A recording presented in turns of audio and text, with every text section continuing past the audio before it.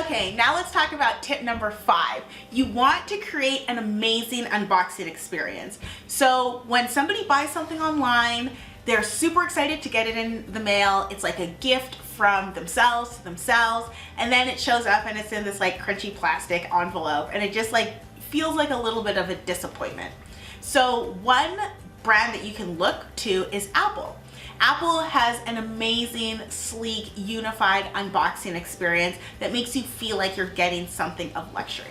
But you don't have to emulate Apple. You can make sure that you have packaging that really represents your brand. So for example, for example, here is a really nice a plant that I bought, and it comes in this box, and it came in this packaging. So this packaging is super cute. I'll show you what it looks like. So it's super cute. It represents their brand. They're eco-friendly. Okay, I open it up. It feels like a little gift to myself because I'm opening up the box, and then all of the branding is very on point. So you want to make sure that you have a really good unboxing experience for your customers, because it makes them excited to use your product.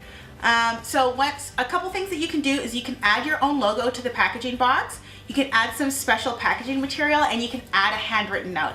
And sometimes you don't even have to add a handwritten note. You can have a little postcard, and then you can just sign it if you're a smaller business, or have your employees sign it when they box it and put that in the box. And it really makes it feel like there's a personal connection with your brand.